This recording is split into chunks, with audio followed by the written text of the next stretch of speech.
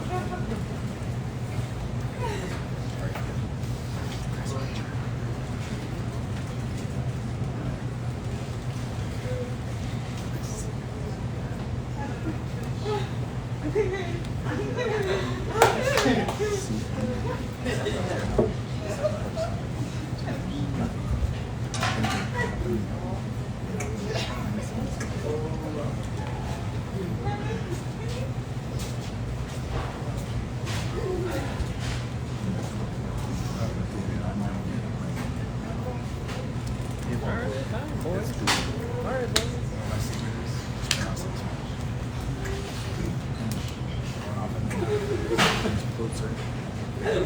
Fairly much.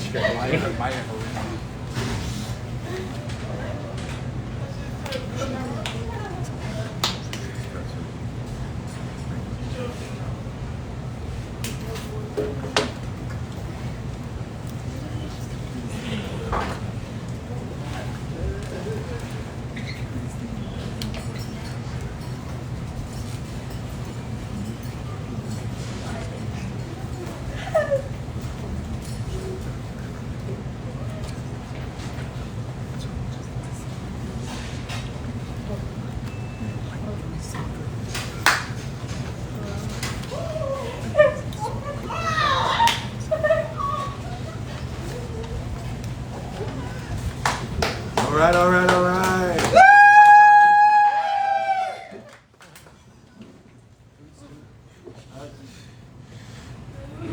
Welcome to the 5th annual SASIS, Stories and Speeches in Sign. Thrilled to see all of you, wonderful faces, some new faces, some professors, some students. Great to see all of you, welcome, thanks for coming. What's your name? Thank you for the reminder, thank you. I am Delina Schwartz, second year debater here at Gallaudet, second year Gallaudet student. And hello, everyone. It's been an exciting 5 years that have passed in just a blink of an eye. And just imagine, with Bren as well as with Lexi, we started this 5 years ago, Audrey as well. And so I'll go and introduce myself. My name is Joe Chericello. Joe Chericello. I'm a 5th year student, second year debater. And I am absolutely thrilled to be here. And I will be and allow me to introduce your MC for tonight, as well as a former debater and our debate coach, and a wonderful debater himself. His name is Aubrey. Aubrey Sean. Enjoy. Thank you everyone. All right, am I on my mark? Am I on my mark? Good. Okay. Who is a first-time visitor to this fantastic event? First time? Who's a first-timer here? Yeah. You are in for a great treat. I'm telling you, this is one of my favorite events of the year after year. And those who have been here before, you agree, I'm sure, don't you, how great this is? Yes, it's awesome. All right. So, first of all, I'd like to introduce myself with an image description. I'm a light-skinned black man with formerly curly hair, now somewhat straight. I'm wearing glasses. I'm wearing a green polo with khaki cargo shorts. And let me take a look. And some gray shoes. I was born and raised in Maryland, and this is my second time emceeing this event now. The SASIS is my 5th time being here for it, right? In 5th year of it, and it's been a favorite part of the program.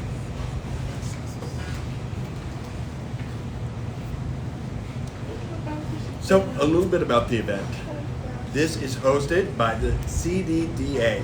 Anybody know what that stands for? Can anybody tell me what CDDA stands for? No, not our debaters. Over here. What are you saying to this? Center. It's right behind you. It's right behind you.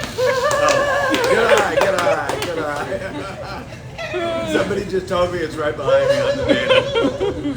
My bad. Okay. Yeah, Center for Democracy in North America. And we work to engage deaf citizenry across the world, and hopefully across the world one day, but right now our focus is here in America. We are a nonpartisan organization, meaning we don't support any particular political party. Open to all. We are also this is also a Sign Vote special, because topics tonight center around 2024 election issues. November is fast approaching, and a very important election for our country. And I also want to thank those of us joining virtually this evening. This event is being live streamed for the world to see. The purpose of this event is to provide visual, vivid description of controversial, important topics of the day.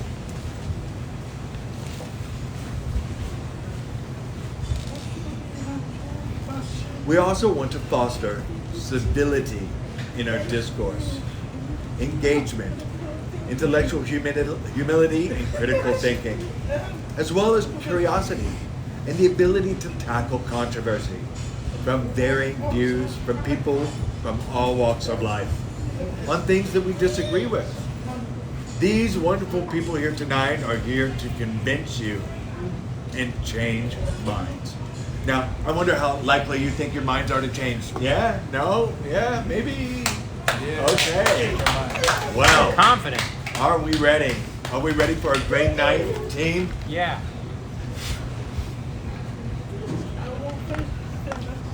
This is the first event of our year in our public oration series of events. And preparing for some of our heavier, hefty competitions coming forward. Excited to see these people growing and showing their skills and talents.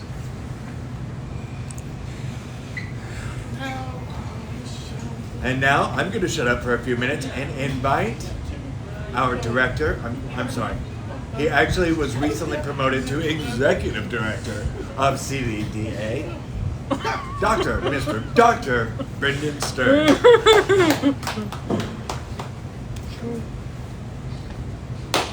All right. Hello, everyone. Thank you, Aubrey. I have, there's a lot of similarities between us, so this evening's competition is one of my favorites, I have to say. I would always make a point to stand in the back of the event because I love to watch the audience. I like to see the dissension and some of the discussions that are happening in the moment. There may be some agreement, some disagreements, there may be some good thoughts or some good points, and I love to see the reaction of the audience. So I will make a point to be in the back observing all of you. So if you don't think anybody's watching you, you're wrong. I will be in the back and watching you very closely. So the purpose of this evening, so I'm here first just to make a couple announcements. First announcements, I will let you know now that we have intentionally chosen very controversial topics.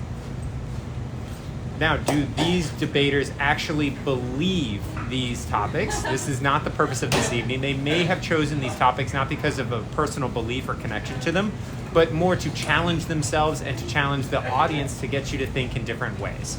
So please don't, please don't cancel them based on their opinions. Safer, yeah. So also, this format for this evening, how it's going to work, there are a few things that are requirement for their speeches. So the first is that it has to be a controversial topic. It can't be something that most people would agree upon, so they intentionally had to choose something that had a little bit of a shock value, a little bit of a wow factor to get you to think in different ways. So that was intentional. The second speech requirement for all of our debaters is it must be within 4 minutes. They cannot go past the 4-minute mark, so they have up to 4 minutes to make their argument. I would say the most famous speech in humanity was the Gettysburg Address, done by Abraham Lincoln, and I think that took around 3 minutes, less than 4 minutes for sure. I believe the Martin Luther King I Have a Dream speech was roughly 12 minutes. So some of our most famous speeches in history were the shortest. So we want to have our students to mirror that. Now, if you think most of our classes require students to present for about an hour, so this evening it's a little bit nicer because it's only 4 minutes, but it may be harder for them, we don't know. So they have up to 4 minutes, and we do have judges that if you go over the 4-minute mark, they have a cutoff. There's no trapdoor. And there's no trapdoor, unfortunately. There is no cruel and unusual punishment for the over 4-minute violators. Then third of all, it is required that our debaters open with a story. This is an important part of the structure of their speech because we want to open the kind of psychology of the brain. If we start with boring statistics and numbers and hard facts, most of our audience won't remember it. So we want to open with a narrative. Our minds love stories and we love to see stories. It helps us to open our hearts and open our minds and begin to build that inquiry. So we want to start with the foundation of a story rather than just hard facts or statistics. So all of our debaters are going to open with a story. there also must be a what we call Steelman argument. So the Steelman argument would be the strongest counterpoint of an argument. You may have heard of the term straw man, a straw man fallacy. So a straw man fallacy is where I pick the weakest argument against my argument and use it as a way of proving the strength of my argument. So what we wanted our debaters to do was to find, instead of the straw man, the actual steel man, the strongest argument that would be a counterpoint to their argument. So they're going to pose their thesis and stance and then set up a counter argument that is the strongest. So those are the speech requirements, and I will hand it back over to Aubrey. I also want to recognize some of our debaters who will not be on the stage this evening, but who are here still supporting their teammates. We have 15 amazing debaters this year. This is the largest team and the most skilled in our program's history. We're very excited about that. We have Clark Barrett and Bentley White. Monica. There she is. Smithstick. And who am I missing? I think there's somebody else. And Joe. Yep, who already you met. Yes. So we do have some amazing teammates supporting. Callie is working. Callie Trapini. And Delina was in the opening. And so now it is my turn to shut up and let the show go on. So thank you, everyone. We have a great evening in store.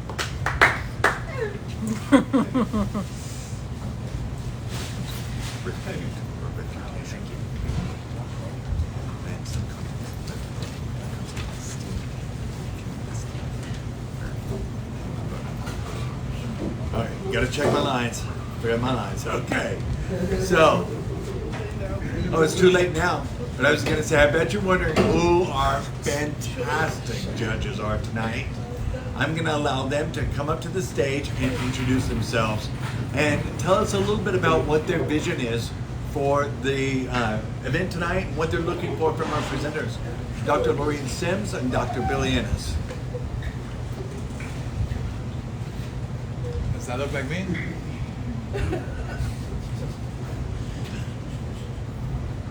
Come on up. And hello, everyone. Dr. Loreen Sims. It's my sign name. And so this is actually my first time, my fifth time rather, being a judge here. And I have to say that I am an absolutely tough judge. I actually missed last year's debate, and so here I am attending my fifth one. I should go ahead and describe myself, right? How do I describe myself? I've got a brown hat, brown skin. I've got glasses, brown pants, and brown shoes. And so I'm going to go ahead and speak on what we're looking for as judges after Dr. Ennis introduces himself. Hi, everyone. My name is Billy Ennis.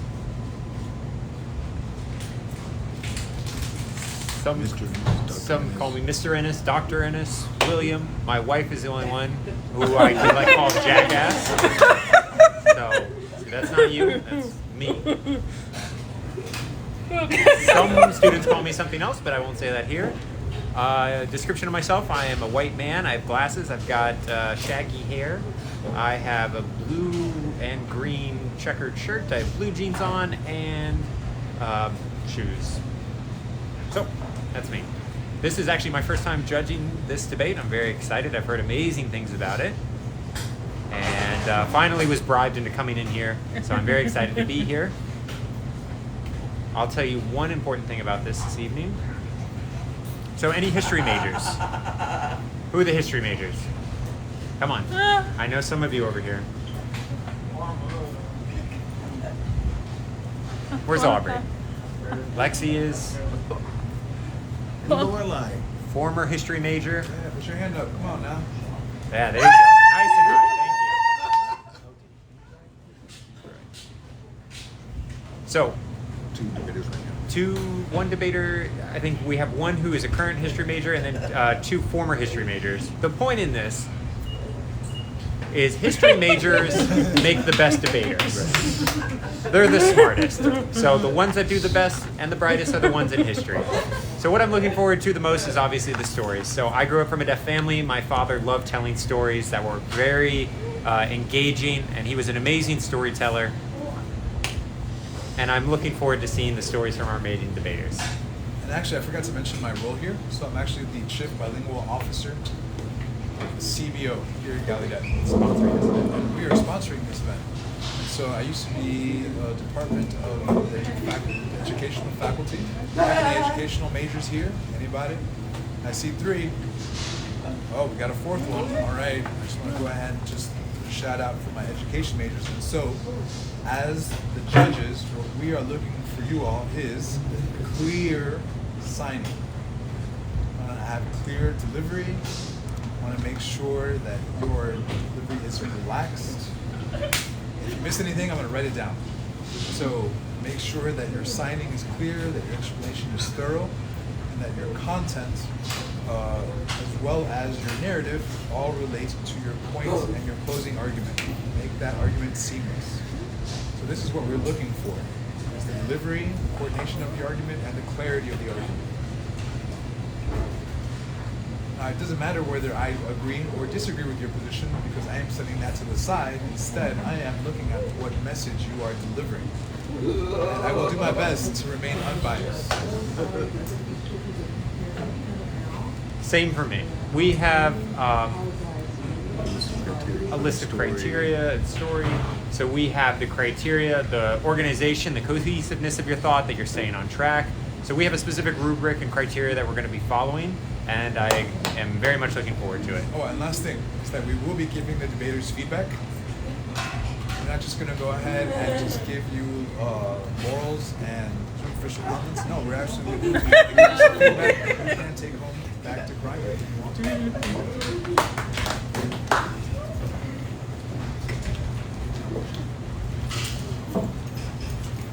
And got to tell you, the game that the debaters really like to play amongst ourselves is, I couldn't disagree more.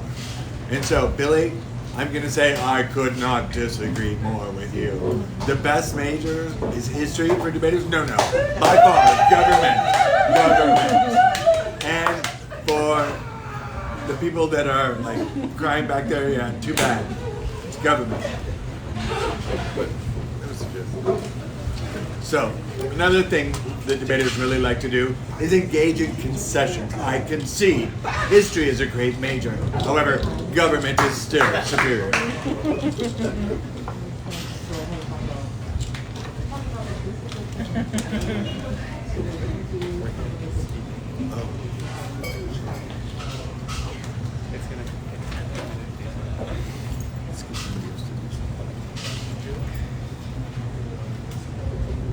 Okay, so this event has a purpose that is twofold. First of all, we want you all to be entertained, okay? The second thing here is that this is indeed a competition. They may be teammates, have been and will be, but today they're competitors, competing against one another. First prize winner will win, let me see, a $100 Amazon gift card. Second place will win a $50 gift card, and third place will be a $25 gift card. Now, the decision is of course made by the judges, but in addition, all of you too will play a part.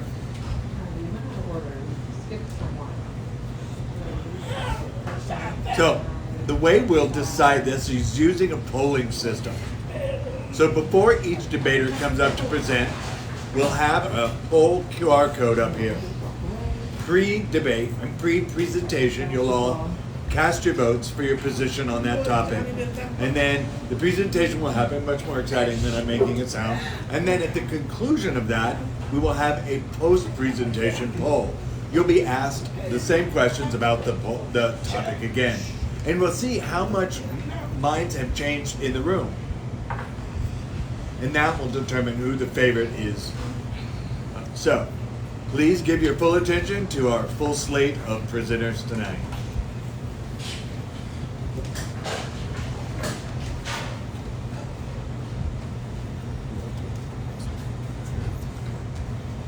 So, another reminder to everybody who's following us on our live stream. If the QR code doesn't work up there, you can also type it in. Stido.com. Dido.com. And then there's a code they'll send you. And the code that will appear on the screen. So now for the exciting part. It's about to begin. First up, our first speaker will be Trent Ward. And his proposition is felons should be allowed to become president. So first, the QR code for the pre-presentation poll.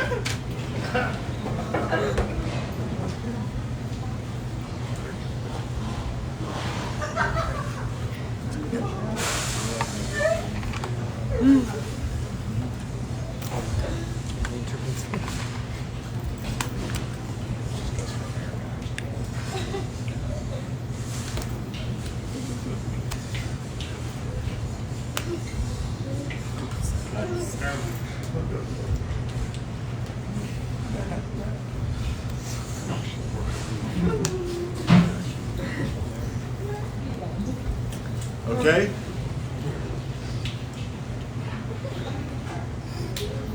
Everyone good? Got your vote in? All right. So, mark it down as 65% no, 35% yes.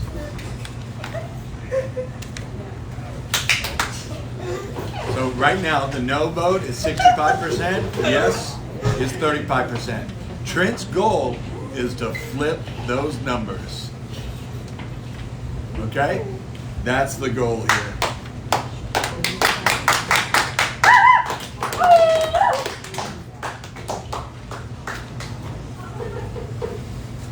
All right, hello everyone. My name is Trent, signed like this, and I am wearing a gray debate team polo with green pants, brown boots, and I have long black hair with a little white in there too. Okay? I'll let you know when to start my time. Go. Tonight I want to start by telling you a story of a little fellow, a little man born into a family of filmmakers. His father was a filmmaker who encouraged his son to go into acting. This young actor progressed through his career, but the father encouraged him not just into the film industry, but also into drugs. This little boy grew up in this world using drugs, having addictive problems, and was acting with some success, but also struggling. One day he was pulled over by some police who found in his possession some heroin and a baggie of cocaine and a gun. The cops arrested this fellow, put him in jail, charged with a felony.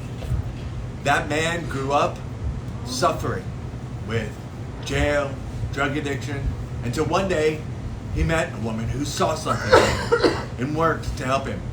He grew and overcame his addiction, went back into acting and saw a meteoric rise in success, became the idol of thousands. That man was none other than Iron Man, Robert Downey Jr. Now, let's be honest. Many of us here probably would think that, he's one of the most charismatic people with a great heart who's made millions look up to him. and would be a great fit for president. Probably better than President Trump, right? At least he's got a moral compass. Yeah, and he's charismatic. He could probably connect us and well with other countries. So my point isn't that Trump should become president. Rather, it's that a felony should not be an automatic barrier to the presidency. And that's the challenge I want to bring to you tonight. I will concede, though, that you may wonder, how can you trust a president to uphold the law if they've broken the law? And that's certainly a good point.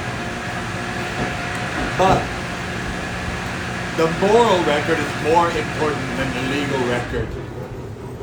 And do we really trust a judicial system, the very same judicial system that imprisoned Martin Luther King Jr., the same judicial system that imprisoned John Lewis for getting into what he termed good trouble? And again, I want to put this before you, that the moral record is what must count.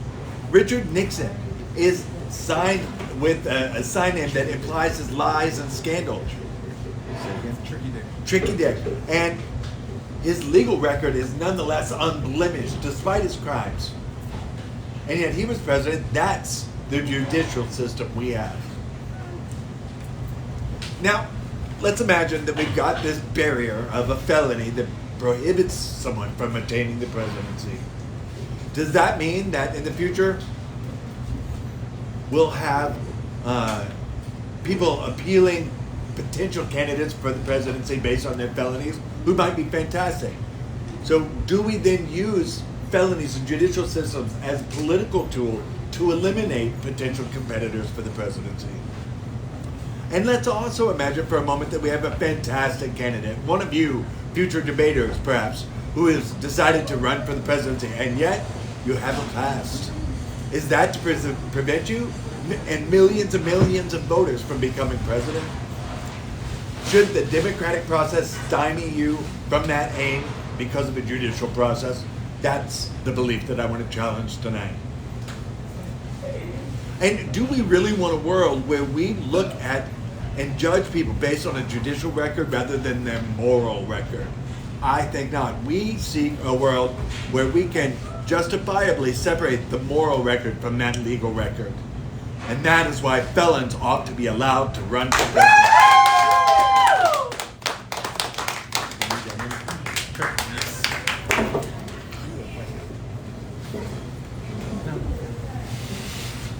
This is a new poll. Has anybody changed their minds? Let's see.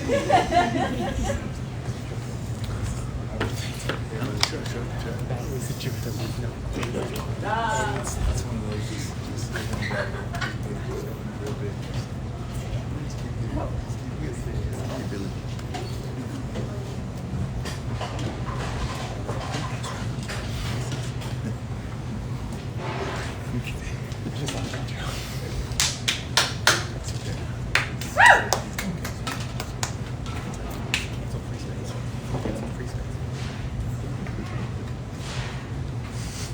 The same amount of votes as last time. All right, looks like it's 68 to 32. So we actually had a 3% increase. All right. Next slide, please. And our next debater is Levi Wood. Whoa, whoa, whoa, whoa, whoa, whoa, whoa. I might be jumping far ahead before we receive our judges' feedback. Judges, are y'all ready for your feedback?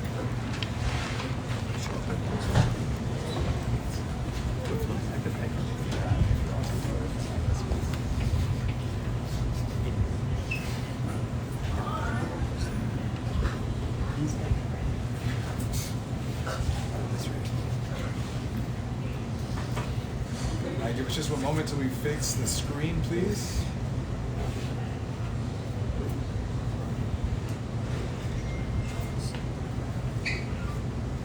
Come on up. That's an issue with the screen. Oh, the problem was the poll question was flipped. I think is what we're saying, because before voting no and yes, it actually had the opposite meaning because of the structure of the question. Okay, we're good. Fran says let it ride.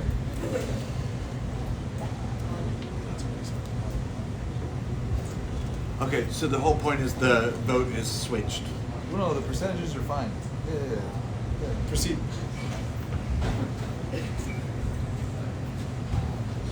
All right, well done. Your signing was so clear. Great job.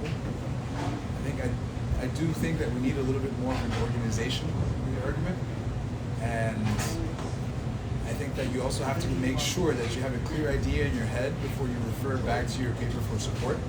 So what I would suggest is take a moment to read your notes, and then take a moment, express your thoughts, and go back and forth that way.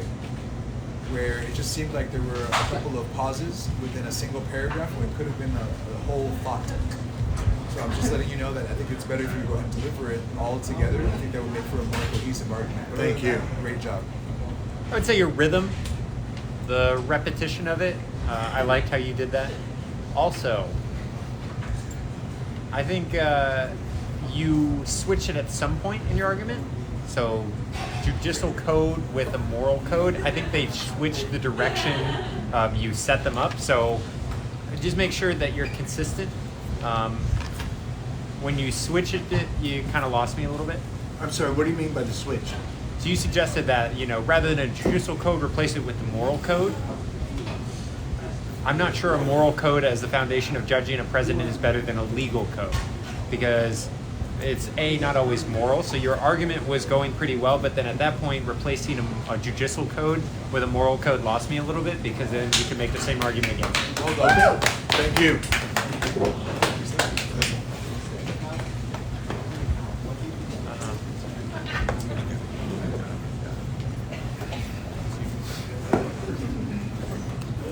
All right, now we're moving on to Levi Wood, and Levi is going to present on United States would be better off if we were under attack again. Let's put up our poll.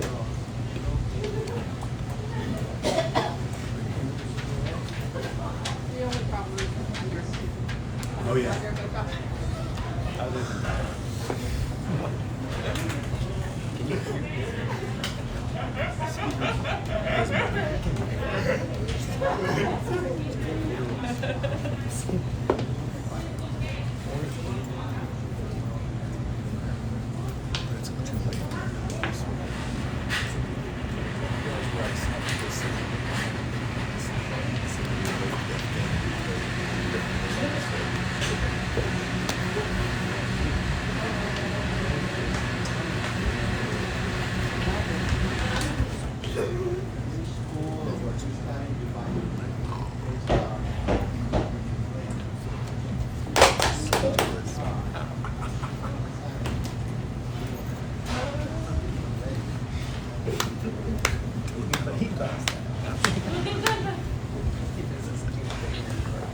So funny.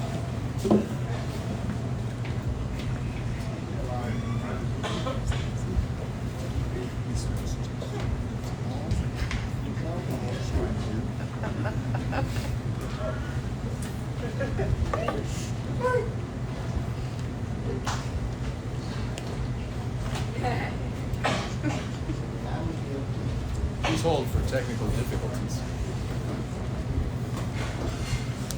Hi everyone. I'm going to do some improv work. So that's part of my position as CDAA or CDDA. I would like to do some improv. My name. Who wants a joke? Anybody want a joke? Raise your hand if you'd like to hear a joke. Does anyone know any jokes? I don't know any jokes. Joke's on you. That's the joke. I actually. Hey, Please TV work. Okay. Do you have a joke? I can tell a joke. Yeah, go ahead. Can you go ahead and okay, copy I'll what I'm mirror saying? it. Who cleans the oven? Ocean. Ocean. Any ideas who cleans the ocean? Mr. Clean. I like that. Nope, not Mr. Clean. See, someone wants to guess over here. Oysters? Nope. Mussels. Mussels? Nope. You ready for the answer? Coral. People? Salt? Nope. You ready? Oil companies? Nope. Nope. So who will clean the ocean is the question. Are you ready for the answer? Mermaids. Mermaids. Get it? Mermaid. Okay. Thank you and good night. Oh man, Joe with his jokes and the lady with the red shirt. What's your name? Christine Wood. Christine Wood. All right. Thank you so much for your joke. All right. And Mother of Levi. yeah, mother of Levi.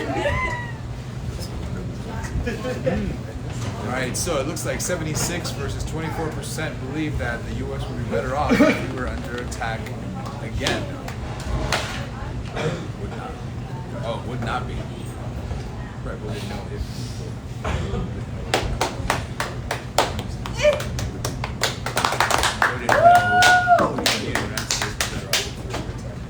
Okay, are you going to time me or? Okay. Hello, everyone. Hello. My name is Levi, son like this, and a little image description. I have blonde hair, gray polo, and black pants, and some gold shoes. All right? All right. What's that? Some docs. Some docs. All right, so I remember when I was growing up, all the time my parents would wake us up early in the morning to go, and we would have to go at dark 30 on the same commute day after day, year after year. And I remember on September 11th, there was this man standing there with this huge American flag billowing and saying, "We will never forget." And I saw him standing on that bridge day after day, year after year. And that kind of patriotism, I remember how New York City was just blue and beautiful on that crystal clear day when those twin towers were torn down to the ground. What a traumatic day in our nation's memory. But that was the day that every American was unified in a single spirit, in a single mission.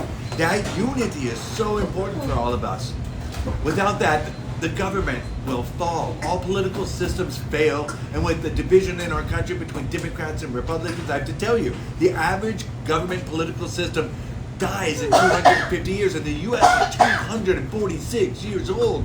We're almost at that point. With all of this division and partisanship, we need unity more than ever. So the United States would be better off if we were under attack, and that is the point that I will drive home tonight. If we were under attack, all of that political division would vanish. And let me give you some examples of how we know this is true. Back in 2000, when the political tensions between Al Gore and Bush in that election was so hotly contested, Florida votes had to be recounted, and in the end, Bush won the presidency. And half of America hated him vehemently, and half of America loved him. And then 9/11 happened, and in the ashes of that catastrophe, the world stood with the United States, and the United States stood in friendship and solidarity across the country. We have peace across the land, and a declaration of war against terrorism. And in that moment, Bush's popularity rose to 90%, proof that exactly what we need for this time, in this time of horrible political division, to have that kind of unity and support is critical. Now, the second point that I want to make tonight is that throughout history, we have seen time and again the same story play out. Now, let me give you a little background to this. Look at the American Revolution and the fighting against the tyranny of the kings. Look at World War I when the Germans downed a cruise ship full of American passengers. Look at when Hawaiian Islands were bombed in Pearl Harbor. Look at the attack at the Twin Towers. The same story plays out time and again when this happens. We stand together in those moments. We stand unified. And that is what we need in this age of intense and extreme political division. And of course, people will say, but so many innocents would die. I believe that, but I must also counter that as much as that pains us, we must weigh the relative goods of each of these things. A unified America versus an America that cannot stand, that is a house divided, fallen into hatred and chaos. Remember, most governments fall in 250 years, and we're so close to that. This American dream that has pursued rights and liberty for all, it could soon die. And the world depends on America too. World economies rely on us. And so we're involved in military conflicts around the world, and this is critical. 8 billion people in the world have economic interests in America, and that shows the need for America to exist and survive. Time and again, this story has been shown. The political division disappears in the midst of this kind of crisis. We're so close to a time at which we could disappear as a country. An attack on the country could not happen at a more opportune time. Yes, sir.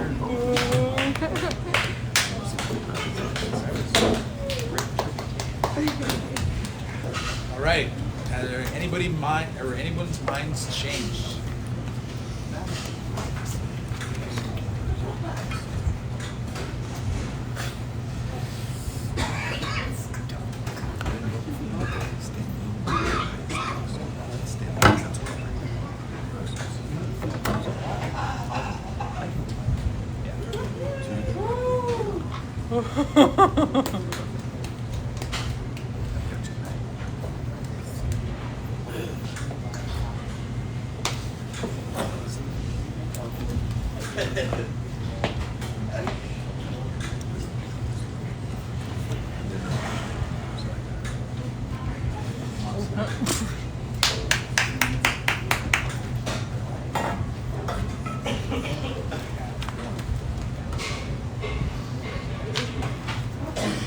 All right, let's look at the percentages. We are at 44 and 56, so the yes vote has gone up in popularity.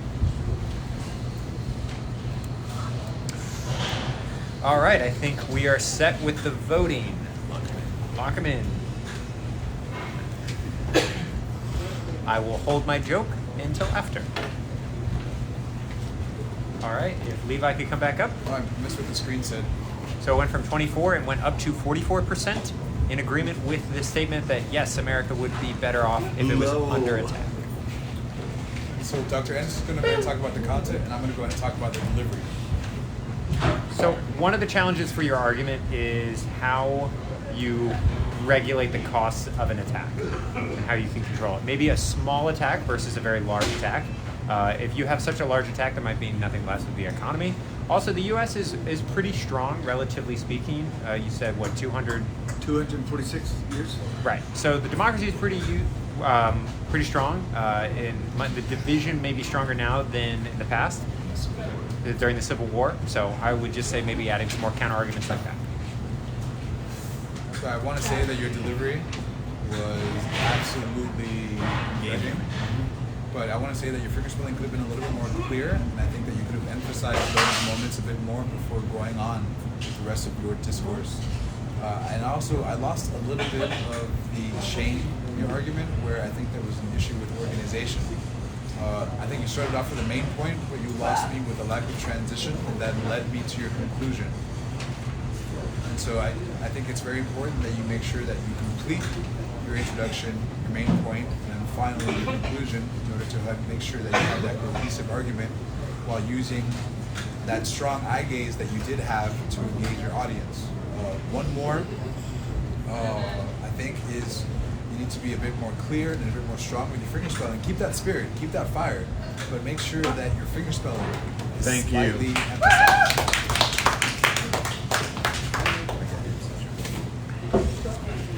Okay.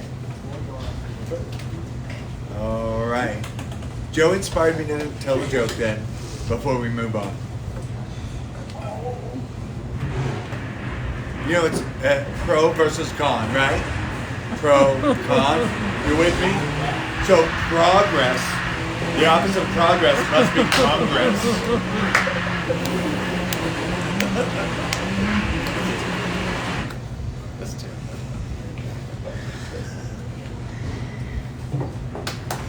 And our next speaker will be Aubrey Bauer,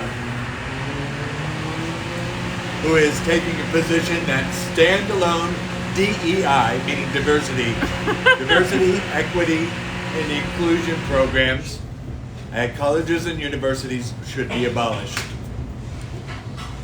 Now, if you agree that those programs should be abolished, vote yes.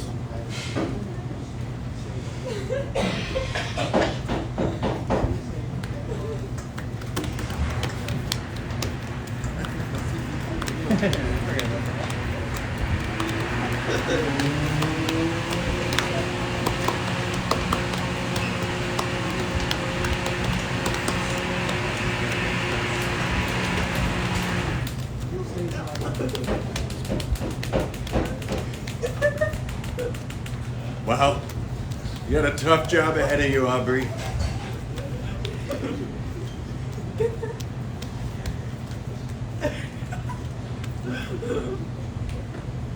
I don't see anybody still messing with their phones and voting. Okay. All right, let's lock it in. Tell me, was what he said? I thought he said.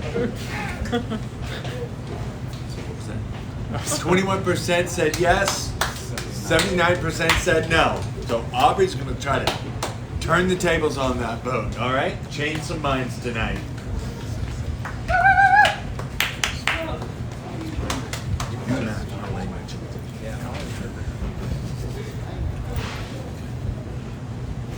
All right, my name is Aubrey. I'm a white woman with a great polo, and I've got black pants, and I've got my badass Doc Martens.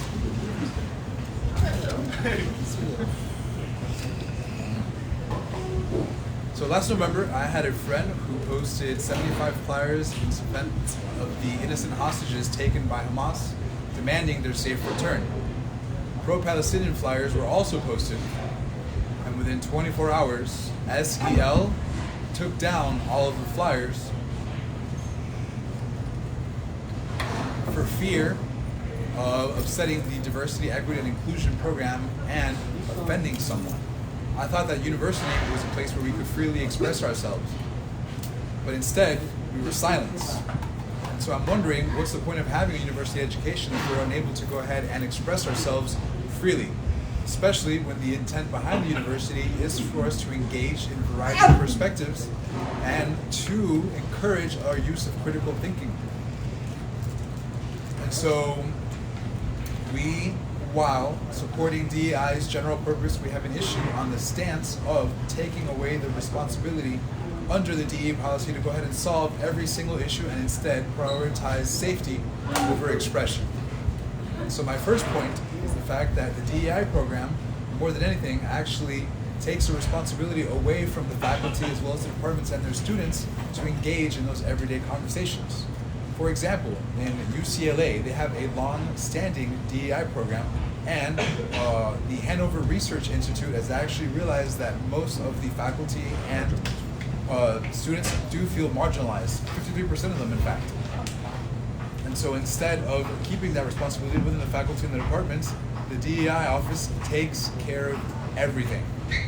And just to speak very broadly, I think that instead we should require each and every one of us to go ahead and focus on improving on our critical thinking rather than delegating that to the DEI office. And again, it's a matter of prioritizing safety over self-expression. And back in 2024, there was actually a study that found that over 75% of college students did not feel safe on campus because their various perspectives were being censored. Many students felt uncomfortable to go ahead and talk on those sensitive topics that someone would go ahead and go awry of a DEI policy. Then again, what is the point of a university when our fundamental freedoms are being taken away? Our freedom to question, our freedom to debate, our freedom to consider and think about how we can improve the world together. Now, some people will argue that we should absolutely keep the DEI office because it's a central point of the student experience and maintaining their safety. And I understand that while it might be a beautiful idea, I think it's a great idea to keep the DEI program, certainly, but I think we're giving them an excessive amount of power when we emphasize, again, safety over our expression of everyday conversations. We actually have a professor from Stanford Law who argued that that inclusive environment involves including student values. how can we go ahead and do that when we have DEI process standing in the way? We actually have an abundant number of university students, 123 universities that actually abolished the DEI office in favor of creating and fostering this more positive student environment where we do have that sharing of perspectives. And so maybe you do prefer to go to a university where you are censored. Maybe you do prefer to have an office where you have a DEI director that will go ahead and help you and avoid developing your problem-solving skills. Or instead, you could develop these debating skills, these discourse skills, and ability to express yourself. And so I think that for that reason, we should abolish DEI offices and instead foster an environment where we have a variety of critical thinking.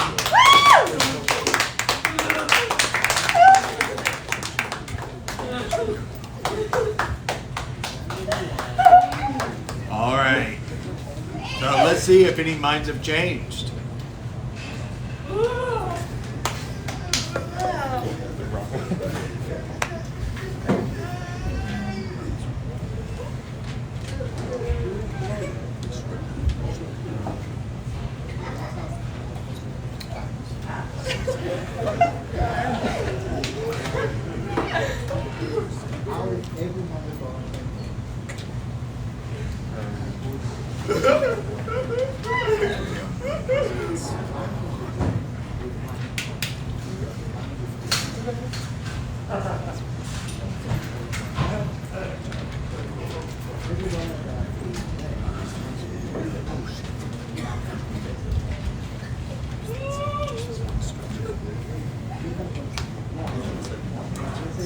And lock it in. Okay.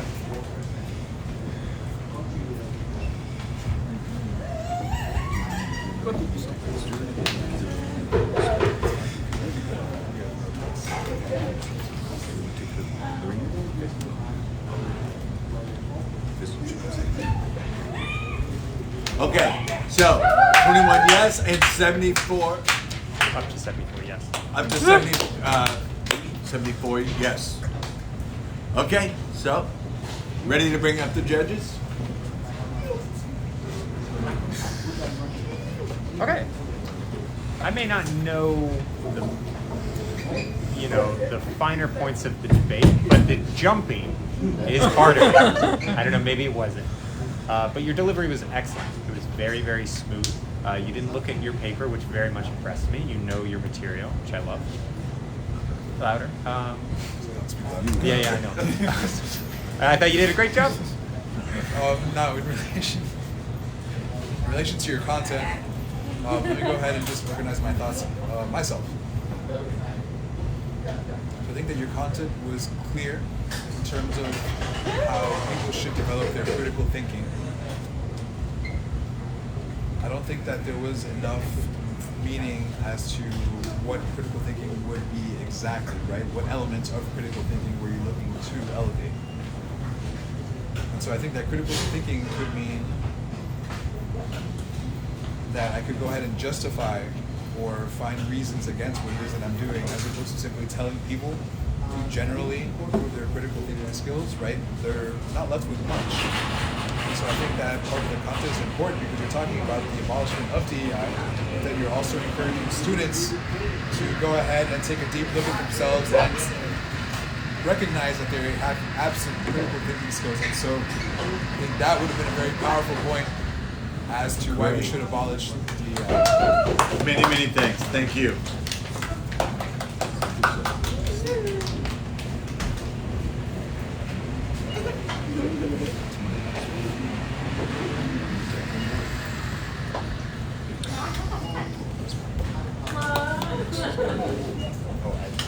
So, we're going to do a bullpen sub. Seems that Philly is playing tonight. Who's winning the match? Who's winning the Philly game? What's the score? 4-0. Okay. We got a bullpen substitute. So our bullpen has been changed. Next speaker is Evan Stromberg. And they will be talking about. All American citizens should own a gun. Own a gun. We'll go there.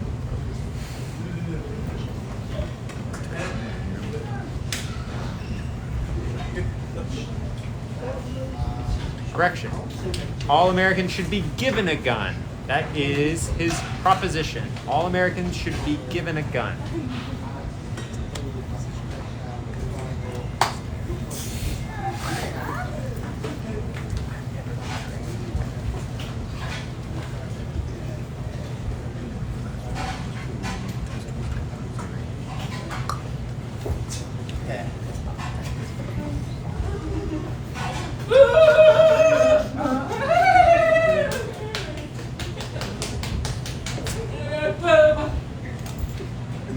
To clarify, your statement is all Americans should be given a gun, or you're going to explain it? Okay. Okay, so clarification for the audience's sake and for the judges. Evan's proposition is that all American citizens should be given a gun.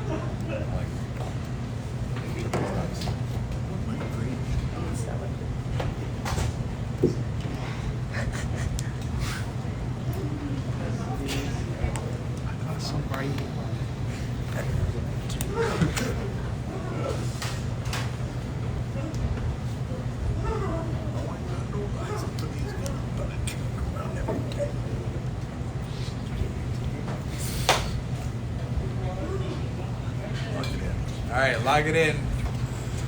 Seems 93% of folks have said no, while 7% have said yes. Let's see if we can flip those votes. Bring it up, Evan.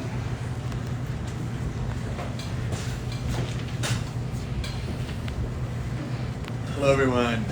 My name is Evan Stromberg. Signed like this, and I have brown hair. I'm a white man wearing a gray polo, some light blue jeans, and some white New Balance shoes.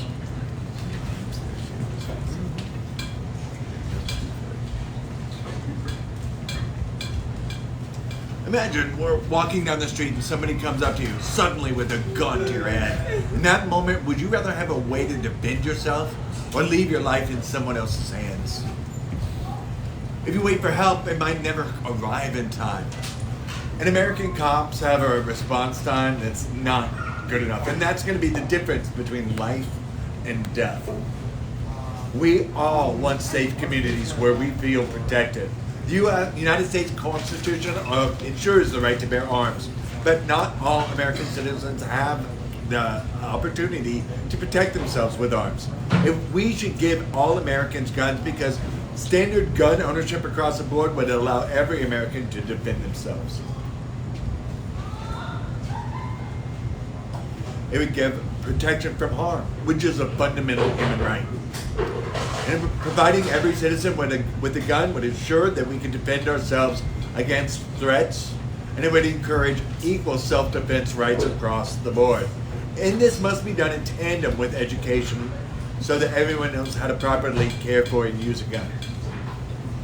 Now, we also have to recognize that in September of 2009, an armed citizen named Jack Woodson was able to stop a shooter in a Texas church after just 60 seconds.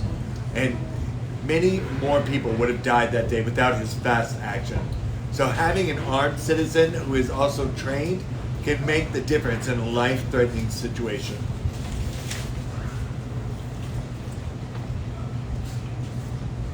And it's not just the power of bearing arms, but it's also the importance of being prepared and trained to use it. Misuse of firearms is reduced when every citizen is trained in three things: responsible gun ownership, gun safety, and proper use of firearms. When we combine gun ownership with gun safety courses, we ensure that every American citizen is properly equipped for self-defense. When people get training for guns, that means weapons are no longer mere weapons. They become accomplished equalizers that allow everyone to defend themselves and share that responsibility equally. Now, people may say that having less guns means less shootings and less people killed. And I can see why we would be tempted to agree with that. It seems like it would be logical. But this seems logical, but it's been proven that bans often increase black markets. Just as an example, in the 1920s, during the Prohibition era, alcohol was prohibited, and yet we saw a huge expanse of black markets selling bootleg liquor. Banning guns similarly will not result in the elimination of guns. Law-abiding people will not have guns. That will leave, police are the only ones having guns besides the criminals, which isn't enough. So instead of having bans, I encourage responsible gun ownership and training and educating citizens to reduce theft and people being taken advantage of in society. In short, my argument says that to equalize all of society must be well armed and well trained, so that we can engage with our Second Amendment right to bear arms. And it will create a safer society where shoplifters will think twice before trying to rob a store. Do you want to live in that world in my world, with safer, with all of us armed? I think yes.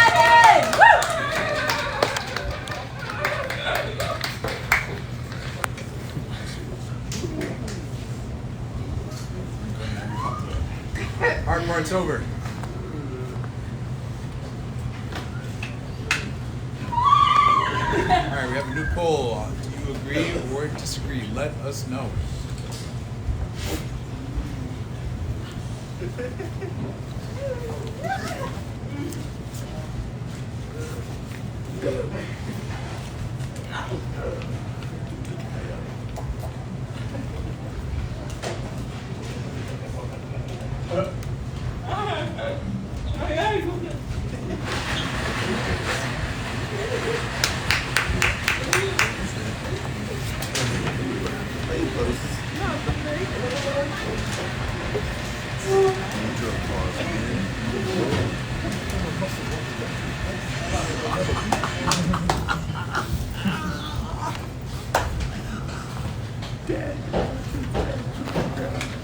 All right, come on up.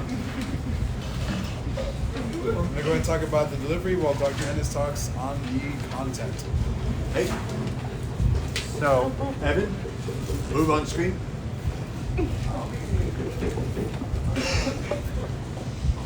I think your need was more having stats and hard numbers to support your argument. I think you mentioned one or two kind of small things, but I didn't know of any stats that you gave up of the last few years of whether gun crime has increased or decreased. So I'm not sure how that fits and supports your argument. So I would maybe add some more stats and some facts that would definitely help strengthen your argument. All right, now on your delivery. So I could see that you hadn't yet memorized your practice yet, and I caught that mouthing. My bad. I'm so sorry. And so I could just say that you just need some additional practice where you don't have to go ahead and memorize the entirety of your speech, but I think that if you memorize most of it, you can then refer to the paper as needed. Again, no need to memorize the whole thing, because I wouldn't. Also, I noticed that you signed in a very small space, and so, let yourself go a little bit, open up, take a pause, and collect yourself before sharing the next idea. I think that's just one simple method that you could use, especially for something like this, a very controversial topic. Your delivery is so important when you want to convince folks, and I don't think that it's there yet. One more thing. I think one critical mistake you made, the phrase that everyone should have been given a gun, I don't know if you really made that argument. You made the argument that we should be trained in a gun rather than given a gun. So I was waiting for you to describe how you're going to be funding the delivery of all these guns and who is going to be given the guns. So something to think about, just the wording of your delivery. Very good. Thank you. Okay, now I want to get one more time recognize our awesome debaters this evening. Really doing great so far. This is Evan's first time and Levi's first time presenting the Stories and Speeches event. Awesome job. And next, our next speaker is going to be Lorelei Bechtel, who will be arguing that Supreme Court justices should be elected, not selected. Okay, so let's go ahead and do the poll.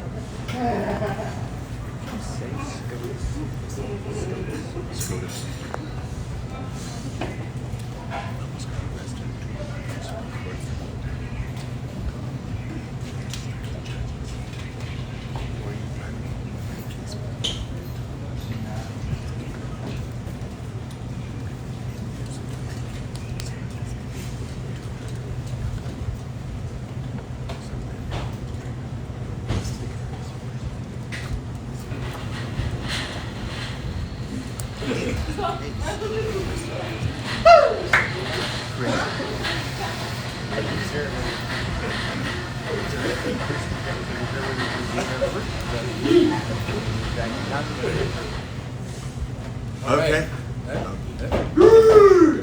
All right. And lock it in. Okay. We have 76%. Oh, wait. Someone lied to me. Oh, 74. What is it? 76% say yes. Wait, 74?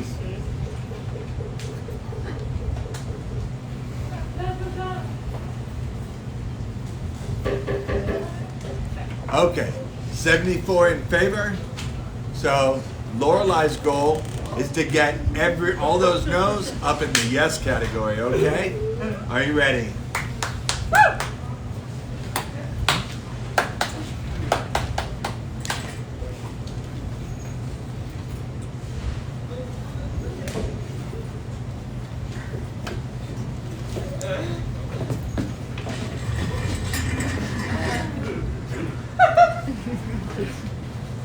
Better? Okay, so visual description. I'm a white woman. I have blonde hair that is back in a ponytail.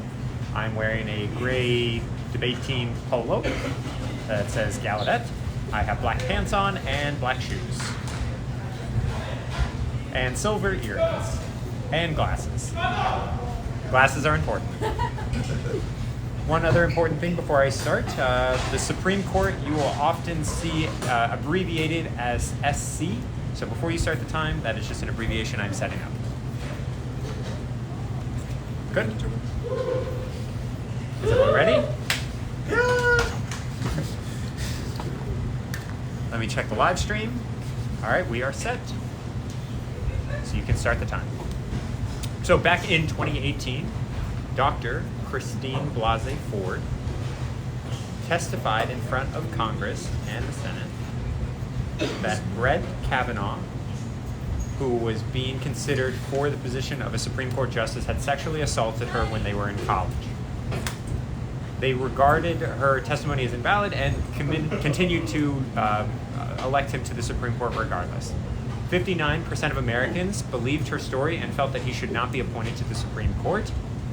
However, he is now seated at the highest court in the land. He has a permanent position, along with 9 other judges who make decisions and policies for the rest of America. Recent decisions are about women's rights to their bodies, gun control, also presidential things, so they have a lot of power. Themes that affect your life and mine, and we don't get a single vote on who becomes a Supreme Court justice. So, I believe that the Supreme Court justices should be elected rather than selected. And it should be simple. We should be able to elect our justices that sit on the Supreme Court. These people make huge effects on our policy and laws and affect our democracy. So we as citizens should be able to participate in that democratic system America was founded on the idea that all of the decisions and laws should be decided by the people for the people.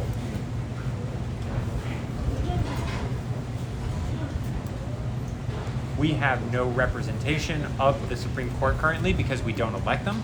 They don't reflect our values or opinions. They don't reflect our beliefs. That is not democracy. Now, some people may say that Supreme Court justice should not be elected because then they will become politicians.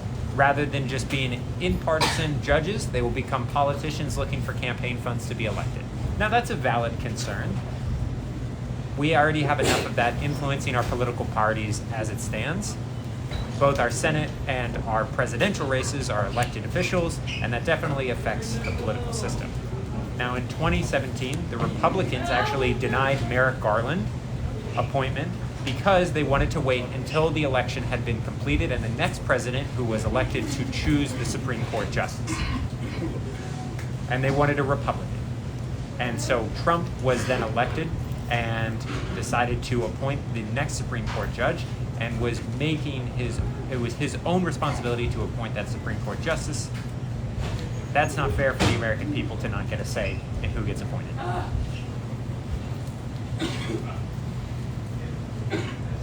In the last election, there were 2 Supreme Court justices that were getting appointed, and we get our voice in our political vote with the president, but not in the judicial vote of who becomes the Supreme Court justice.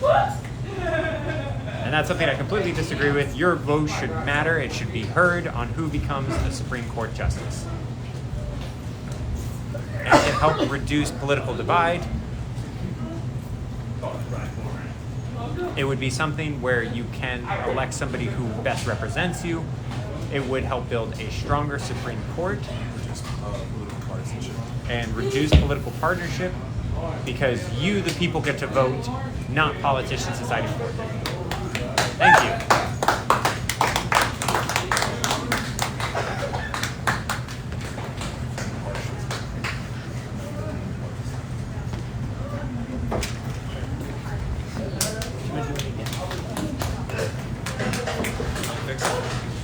Okay, so go ahead and vote. Everyone, go ahead and vote.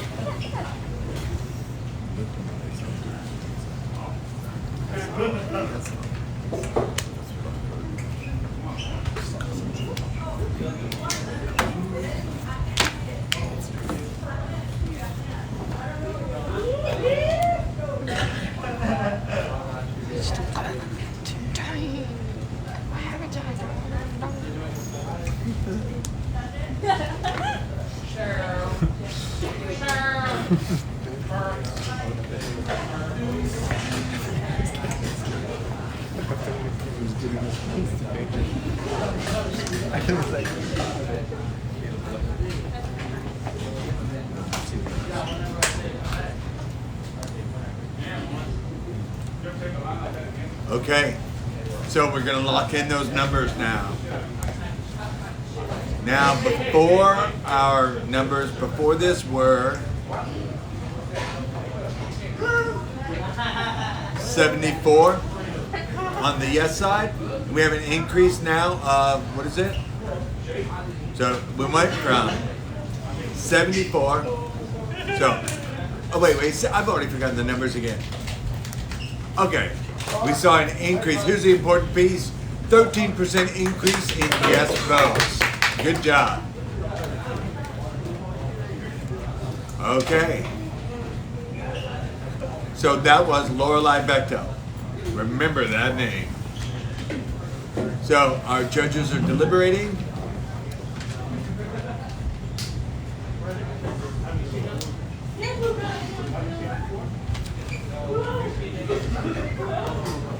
Okay. What's the score for the Mets game now? What's up, Mets?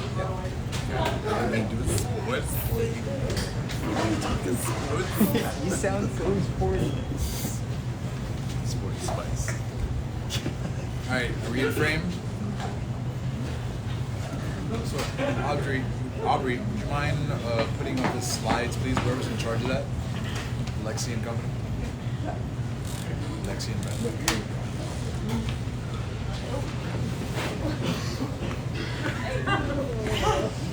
I'm going to go ahead and talk on the content versus Dr. Anderson will speak on the delivery.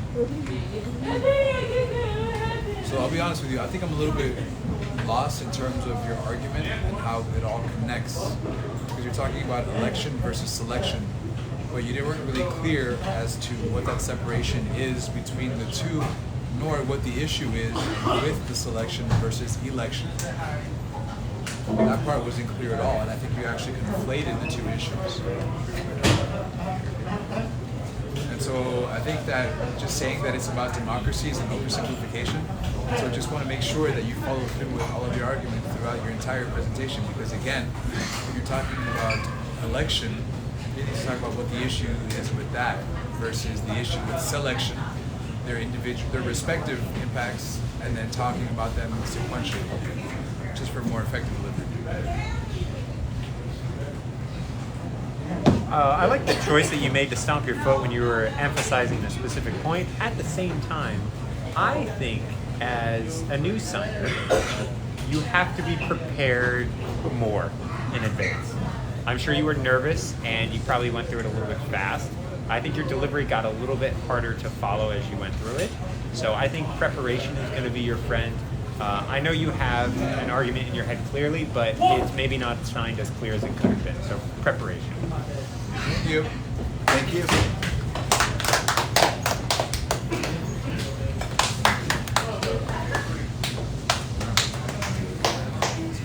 All right, everyone. All right.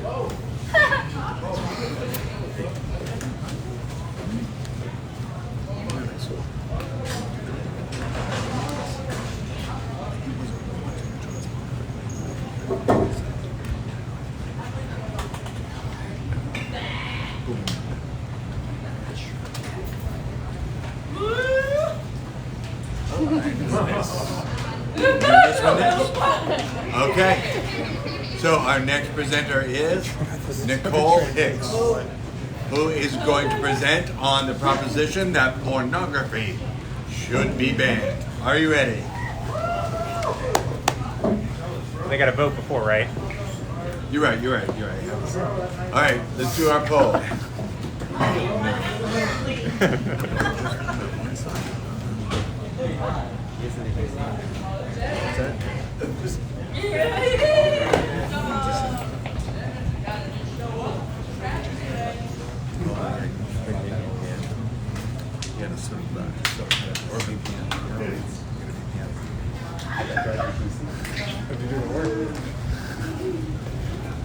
Okay.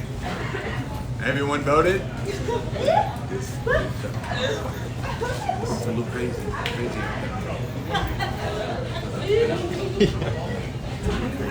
You said Apple. Screen share. That's what it Can everybody see my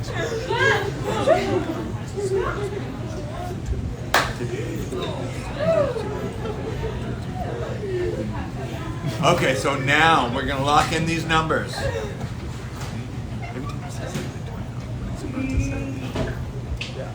We have 65% of people voting yes, and you're going to try and increase that number. You're going to get us more yeses, okay? Okay, I'll explain what I look like. I'm a white woman. I have brown hair. I have a gray shirt. That's a polo. I'm wearing black pants, and I have white shoes on. Okay, question for you, for the audience member. Anybody watch porn? Raise your hand. Let me see. Some people are shy, I get it, but I know most of you probably have watched porn. Because in the last men, 90% of women, or 90% of men have said that they watch porn. So porn is everywhere. Even children like porn too. The average age of children that watch porn for the first time is said to be 11 years old, that they're first exposed to porn. Children will typically watch porn more than you. So So you guys they should be watching cartoons and Disney, but they're actually watching porn more and more. The amount of children watching porn is on the rise.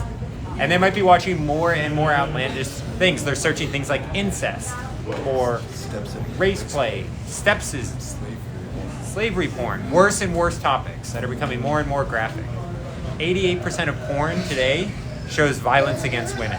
88%. That involves choking, slut shaming, calling them whores, insults, forcing them, choking them. All of that information is getting consumed, and it's living in our psyche, becoming this negative information that's oppressing women and oppressing minority groups. A sixth of the women in the world have experienced sexual assault. Is that sexy? So the point is, porn shows a negative view on women, on people, and on other oppressed groups. If you watch more and more porn, you become addicted, habituated. It's similar to drugs. You think doing drugs at one time is fine, but the more you do it, the more you need, the more stimulants you need. It's the same thing with porn. I had a friend back in high school who would watch porn all the time. They needed to watch porn during class. They'd be burning to watch porn. As soon as class was over, they'd run out and they'd go to the bathroom and jerk off and watch porn. That person got worse. Their friend group dwindled. They isolated themselves because they were already addicted to porn. Now, some people may say that porn is a freedom of expression. People should be able to do whatever they consent to. A consenting adult should be allowed to watch porn. I have two things to say to that. So freedom of speech should be limited if it harms society. We know that drugs harm society, so we ban them. It should be the same for porn. It should be illegal. Children often will lie about their age when they go online. You guys have probably lied about your age on the internet. That's going to get even worse. So if it harms society, it should be illegal. And if children are going to watch it anyway, it's going to harm society even worse. So it should be it should be banned. Get rid of porn. So now with the internet and the massive expansion of information, there's going to be even more porn. So now do we want a world where everyone is addicted to porn at younger and younger ages? What would that world look like if people didn't even have porn? They could talk to each other, they could build relationships, they could make friends, they could build social skills and do so much more without porn. It should be clear, get rid of porn. Without porn, the world would look a lot better. Women wouldn't have to be so scared of men that they would take advantage of them, and then men don't feel that women are scared of them. We should be able to learn through human interactions, and how we do that is by getting rid of porn.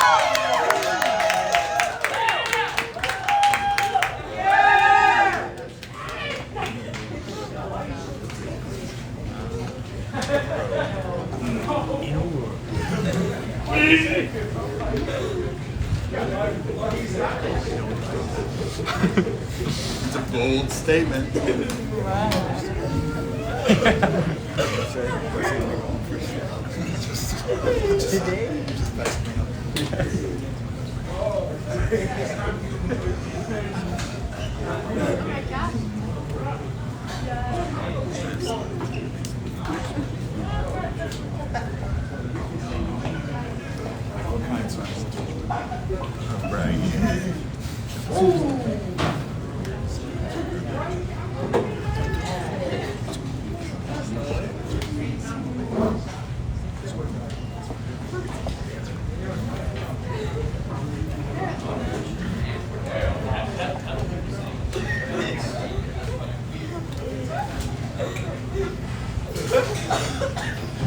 Okay, so the numbers before were 65% said no.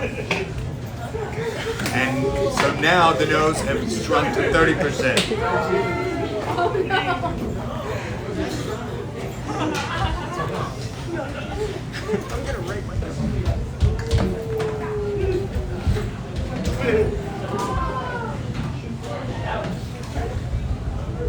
So that represents a 35% increase. Okay, so bravo. Judges?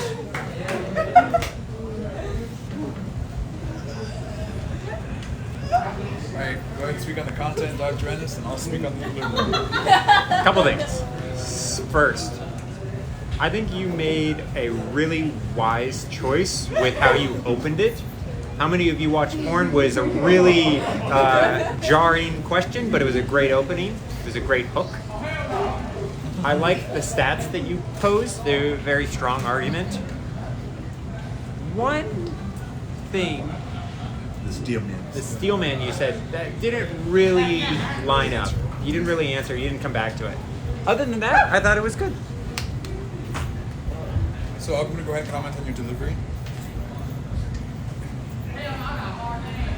And so again, the referring to your notes, I think was something that stood out. I think your finger spoke a little bit quick while your signing was very clear.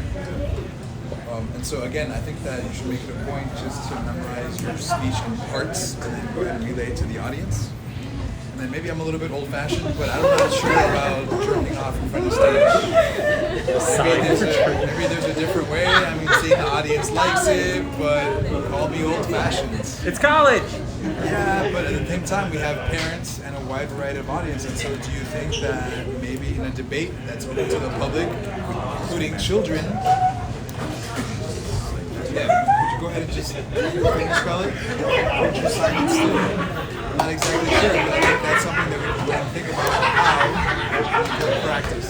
Okay, I'll think about how to do this, maybe more politely. Yes, think about how we can include children. Think of the children. And then also, just please make sure that your finger spelling is a little bit slower. And then also, just practice chunky speech. And that's it. Thank you, thank you.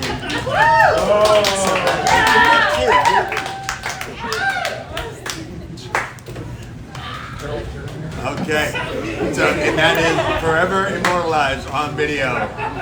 Lorene does not lie. When she says, you know, I've come here again and again, and I come as a tough critic. And I'm sure that lesson stands well learned tonight. So now, next. Dr. Sims, maybe you should go ahead and propose an argument about the proper sign to use. Just, just an idea. Okay, it looks like there's a little sideline conversation there. Our executive director seems to think that our chief bilingual officer ought to offer another sign for masturbation. So we'll see when she comes up again. Okay. Now, our next presenter is going to be Ella Stromberg, who will propose that college should not be free. And if you're in agreement with that statement that college ought not be free, vote. And I'm seeing some very strong, fervent votes for yes and no here, so go ahead and get those phones out and vote.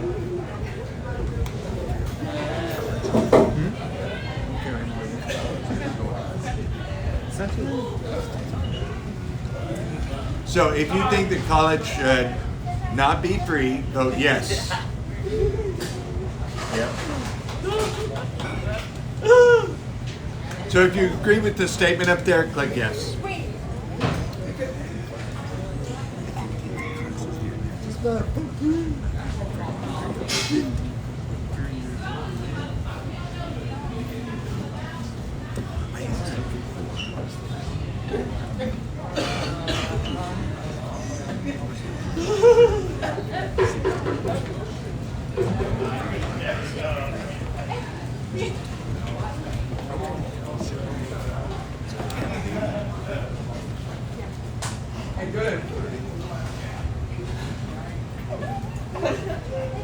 So, has everyone voted? Don't even dare go. I was cheering. All right, all right.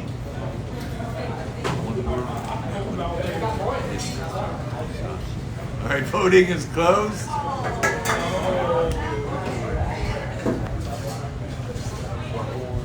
We'll lock them in now.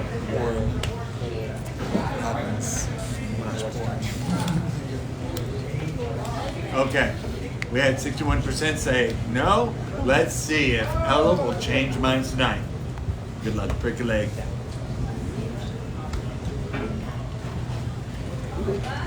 Hello everyone, my name is Ella. I am going to give you my visual representation. White person wearing brown hair, glasses, gray polo, black pants, and white shirt.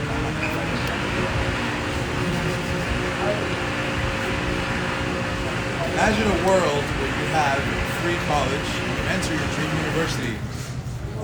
Now you're finally able to achieve your goal and you feel your heart beating as your dreams are about to become true. But all this goes awry because your teacher is teaching content below the appropriate level. You have fire alarms being pulled at all times of the night, causing you to lose sleep.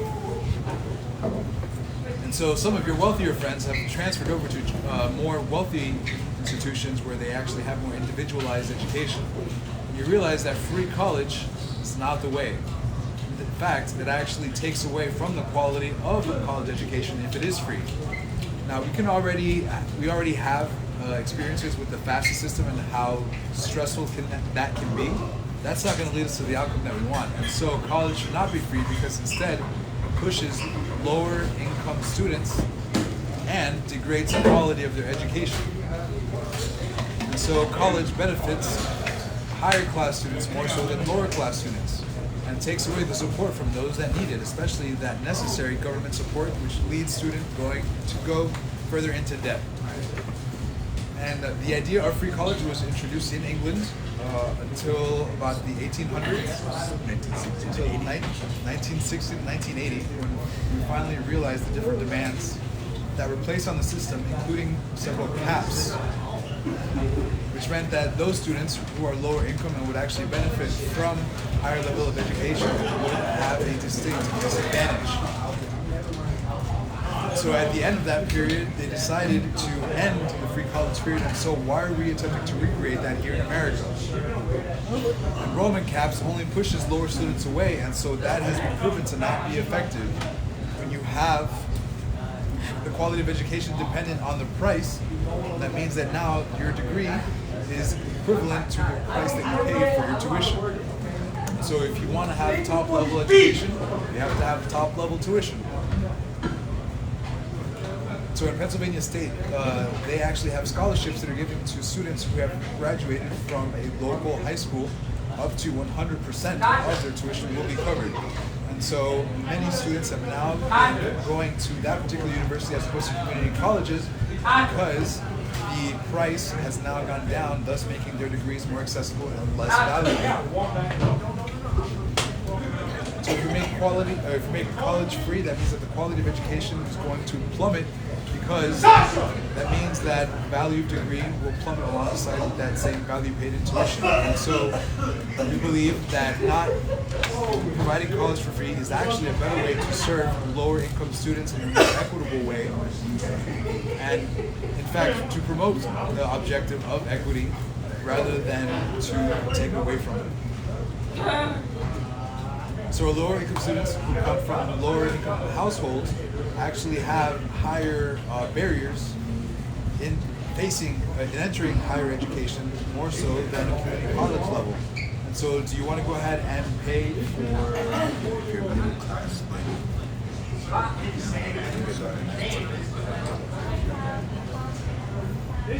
So we have to go ahead and address the root of the problem, which is the high school educational system, and making sure that our socioeconomic classes are on par. And so ultimately, college should not be free because it lowers the quality of education. It also impacts those students with lower incomes, as opposed to those students who have trust funds who can already afford college.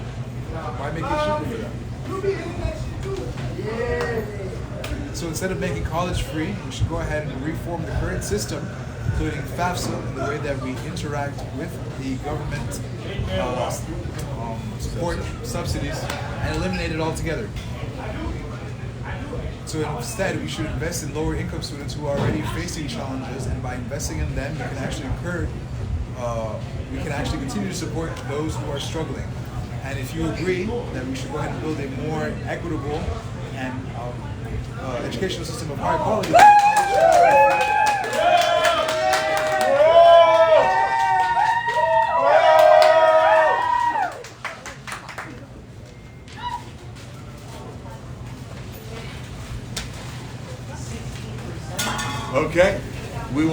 have our closing poll. Closing poll to see how many minds have changed.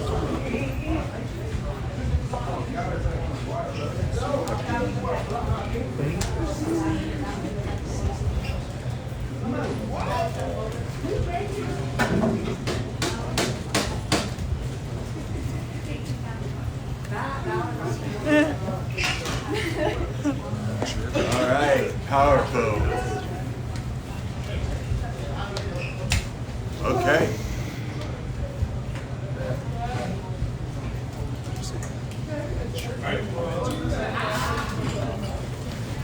Your name's.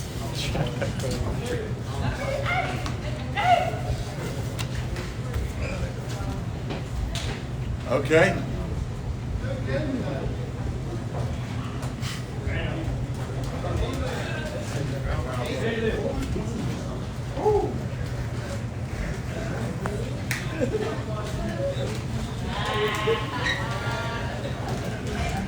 Okay. So, before we had 39% say that yes, it should be free, and now we have. We went from 35 to 71%. So somebody will math for me because I don't math. Somebody can math. That represents 37%. a 37% change.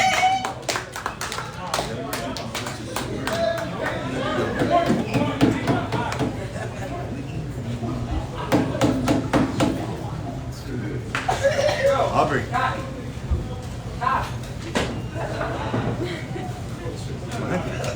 As a CBO, I have to go ahead and criticize your choice of sign, feed, and then back. Come on now. Come on now. All right, so I'm going to go ahead and speak on the content while Ennis delivers on the delivery. So I think that was a great topic in the way that you talked about how there was that historical experiment with England, and now they were paying the price. You didn't speak a little bit more on what had happened during that time period exactly, and I felt that you jumped ahead a little bit. And also, we were talking about the inequality of having free college as opposed to those students who have the opportunity to go ahead and pay for those better institutions. You didn't really speak on that a little bit more. And also, I didn't really see your refutation of the steelman. I felt that part was missing, along with the two other parts that I had mentioned. Great, thank you. I thought your signing was very clear, but this is a perfect example of what we talked about before of using the podium a little bit too much.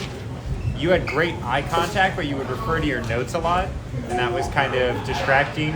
So clearly, either you have to memorize the whole thing, or do something like this.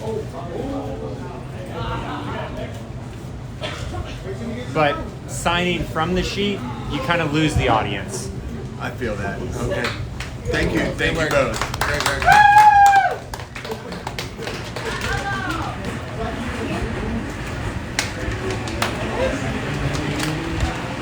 And now,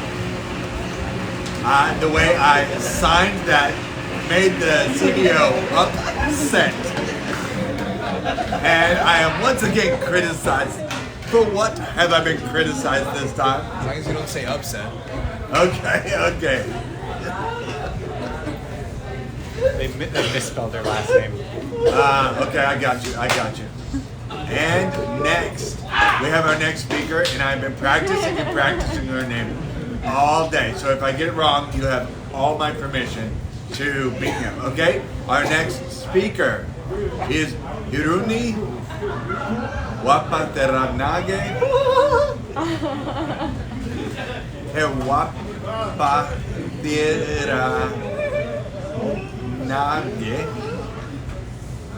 Mayaduni. All right. I got you. I'm gonna beat you up. You still messed it up. Okay. And Hiruni will be presenting the proposition that the U.S. should finish the wall. If you agree with that, cast your vote.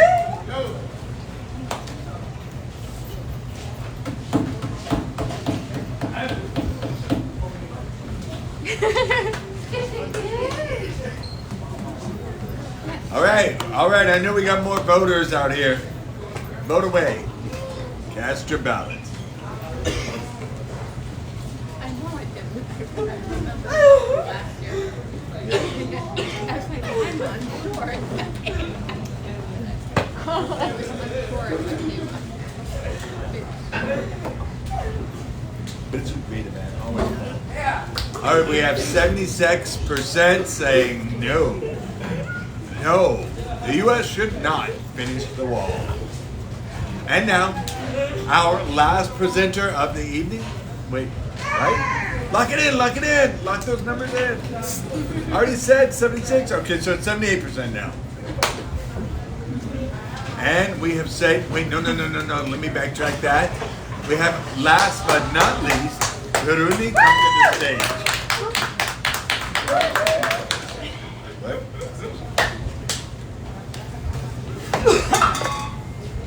So image description, I'm a brown woman.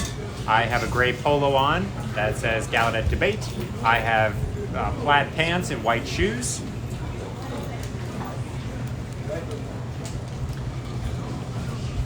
My name is Haruni. I'm an immigrant that moved here when I was 1 year old. When people ask me what the American dream is, I'm an immigrant, and it's pretty simple for me. I picture a white picket fence, because I've always seen American movies that they have people who own white picket fences who have beautiful lives. They will come out in their robes in the morning and fetch the newspaper. They wave to their neighbor, and they have a wonderful life across that fence. There's mutual respect and a warm, lovely neighborhood and home. The reason they have it is because they feel secure behind the fence, that nobody else can get into their home. Now the fence that I've described, imagine a bigger fence. Imagine a wall around this country. It would have great benefit. It would set a boundary. It would protect our insides. It would protect the people. It would protect the citizens. What would happen if that American didn't have a fence? Someone could come in, they could hurt them, they could disrupt their lives. The same thing could happen to our country, and we don't want that. That's why so many homes have fences, and that's why Gallaudet has a fence. You know, our country has most of the wall built, but we need to finish the wall. It's the U.S.'s job to protect its borders. It's also to be fair for legal immigrants, to elevate them to become citizens.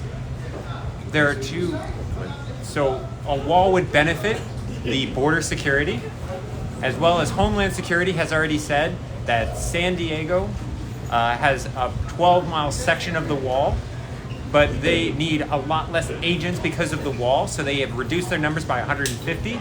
So we've already proven that it can work. It also has a huge drop-off on illegal activity.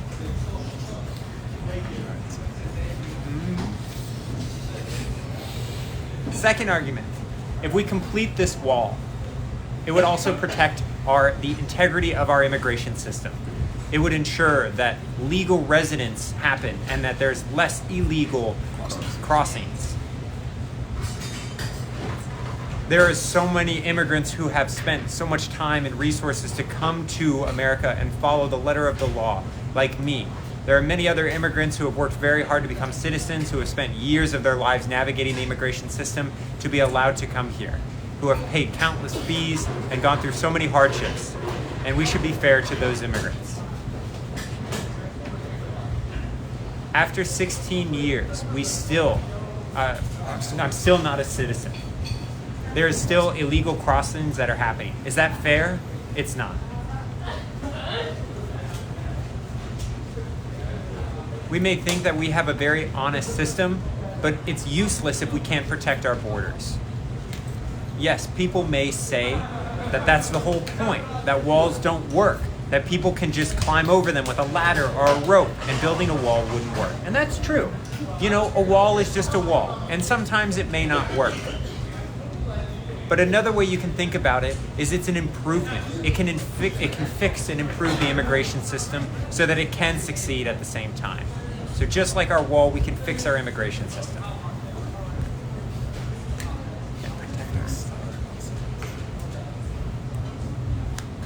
Kamala Harris has agreed that we need to complete this wall. This is a bipartisan issue.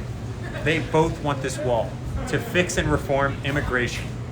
They are in favor of it, and I feel like that says a lot. In closing, we are here today, this amazing audience, all these different people. We feel comfortable at Gallaudet University because we have a steel fence around us. We have our own version of the wall. That is a reminder that walls can work. My family, when we came here, when we first envisioned the American dream, we're waiting for our turn. That dream wants to be preserved. There are millions of Americans out there who are also immigrants. My point is, finish the wall.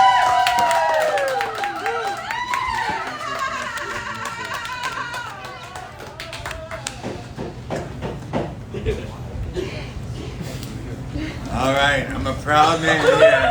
Oh, and you have proud parents here today, correction. Yes, you do. Okay. Next and final poll of the evening.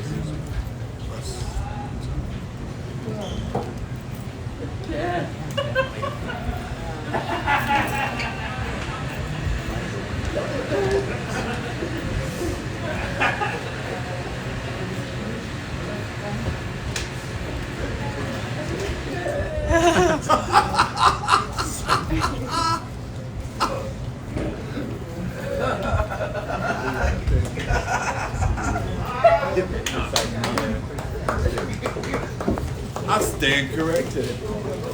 Okay. Let me talk to my team for a second, all right? Play nice.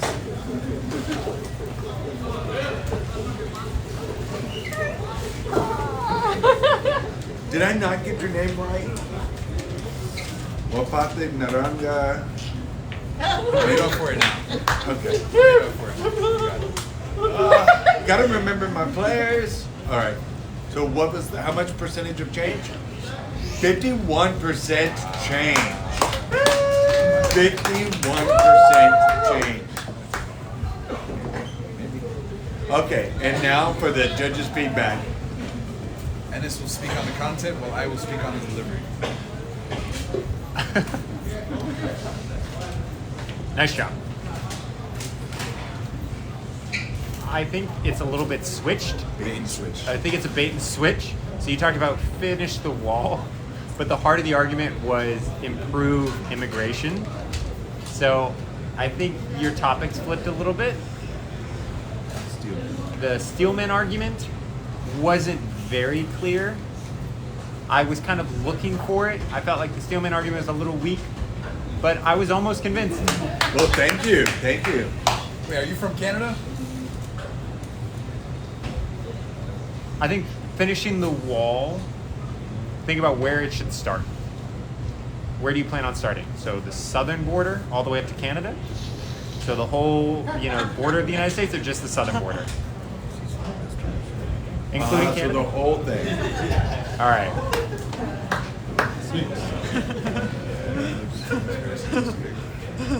All right, I have to applaud you on your delivery, Rooney. You would take a moment to look at your notes and then come back. I will say that there was just one minor mix-up, but you are not penalized for it because you did go over time just by a little bit. But I think that your delivery was excellent. How you referred to your notes, I think that you showed your feeling as well as the way that you tied in your own personal experience. That was very, very helpful. I think that your figure spelling was incredibly clear, including the way that you said San Diego. For the first time in my life, I've actually seen San Diego spelled clearly. Everybody knows where San Diego is, but at the same time, you're making it a point to make that connection between the city and the southern wall. Your eye contact was a little bit light over on this section. Or maybe, of course, you're biased for some reason. You know, maybe something I shouldn't. Right. Maybe someone I shouldn't mention. But I can absolutely see why your eyes were drawn over there. But you want to make sure that you spread it around, because in public, eye contact is important to be maintained with the whole of your audience. Great, thank you for that feedback. All right. Hey, judges. I appreciate your feedback. Honey. Okay, and now we're gonna let our judges deliberate. And don't leave us at this critical juncture yet. So, I got a challenge for you. I need 2 volunteers. Don't be afraid. Be brave. Who's that? Come on up. I need a volunteer. Well, another volunteer. Well, okay, I need 2 volunteers. You, right here. Come on. Yeah, you up? Not you. You. Come on up. Come on, why? We just need 2 volunteers. Don't leave me hanging. It's your birthday? Whose birthday? Not my birthday. Whose birthday? Come on. Birthday celebrate. Come on up. Okay, all right, that's fine. If I explain the game first, maybe we'll get some volunteers. So it's a handshake game, right? I know, I almost said it. Yeah. So it's a handshake game. You feel like coming to play the handshake game? I know deep in your heart you want to come play. No, you can't? You can't do it? You can't do it? Why not? The debate team got up here. Yeah? You can do it. Come on, Rob. The handshaking. Joe, come on now. Come on out. We got another brave soul. Rita? Come on up. I'm just throwing away my trash. Okay. All right, then it's you and me, Joe.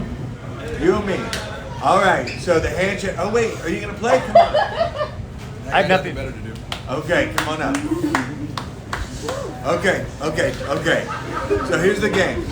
Lorene will kill me for this. I'm going to do a round of applause. All right, thank you for 2 fantastic volunteers. Your name? Rita? Rita, and you? Joseph. And do you have a sign name, Joseph? Nope. You just spell it? Okay. So, we got Rita and Joseph. So the game is the handshake game. And I'm going to ask the audience to throw a single handshake out. The 2 of you are going to go round robin, back and forth.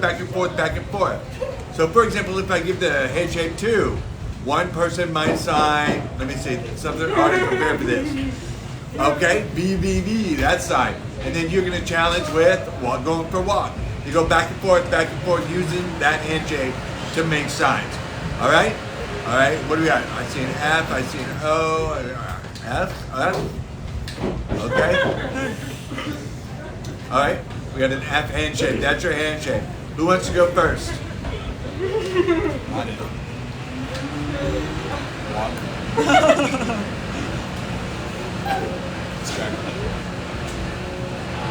Box.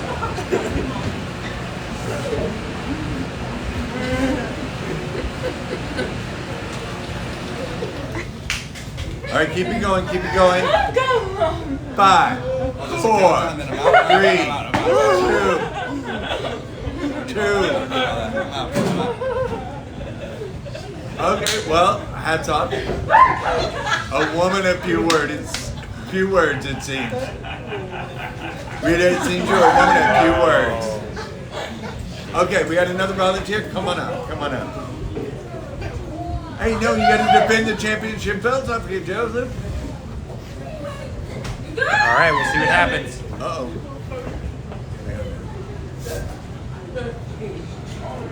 I need something to make me happy. My Phillies are losing. It's John. Jason. Okay. We need a new handshake. Thank you. We need a new handshake. 5, 3, 5, 5. Okay, we have 5. It's my favorite number. All right, who wants to go first? You know what? He's the defending champ, so you go first. Welcome.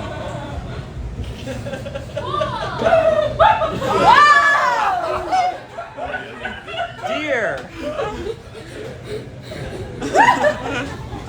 Hate that shit. Face. Okay, hold on. Quick reminder: we have kids online. Keep it PG. I was just talking about how good food tastes. That's what I'm talking about. Done. Introduce. I already did that. I said welcome. All right. Are you saying applause or what? I already said that. Yeah, Fine. All right, Jason.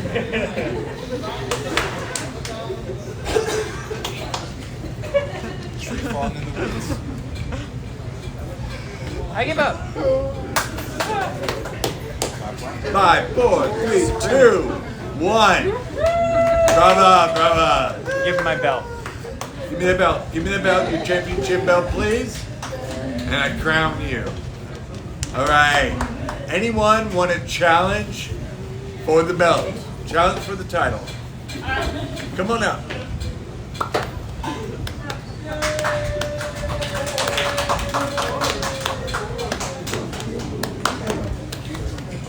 What's that? Joseph. That's Jason. Well, this one. Yeah. Other one, not- Okay, got it. I'm Ramon. Okay, Ramon. Versing. Marble. No, I'm kidding. It's Jason. Marble. Maple. Okay, marble. Marble? Okay. Marble then. Okay? Handshake. Give me a handshake. Give me a handshake. I'm seeing 10. I'm seeing several people with the 10. Okay. Okay, I see. All right, I'm overwhelmed here. I got an S, I got a C, I got a 10. What are we going for? Okay, S's. S handshakes. And go.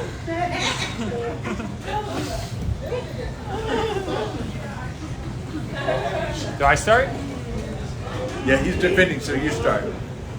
Bison stomping. Protest. Love. Kiss fist. Pump fist. Baseball. Far out. That's a good one. That one's kind of on the edge. Are we allowing that one, audience? Let me hand off my No, belt. no, no, no, no, no. No. We're gonna start with the new handshake then. All right. Dumb. They were talking about me. Make out. Ice cream. Carrots.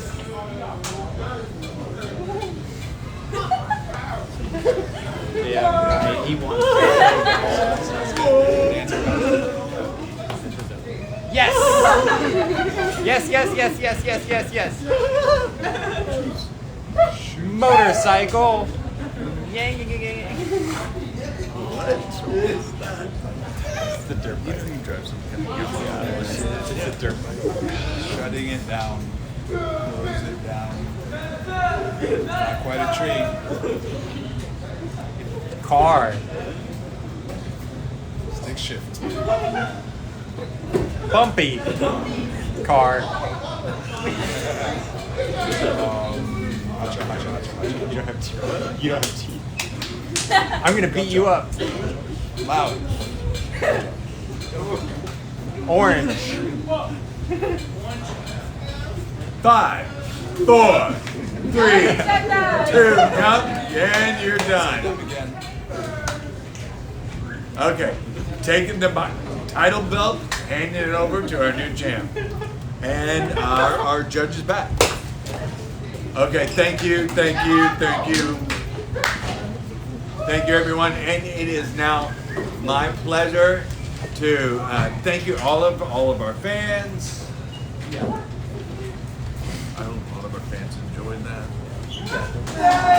You read this way.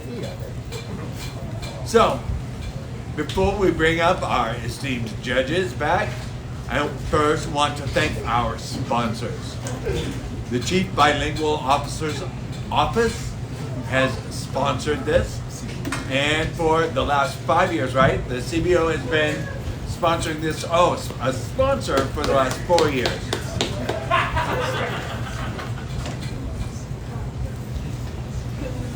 And so, fans, thank you also for all coming.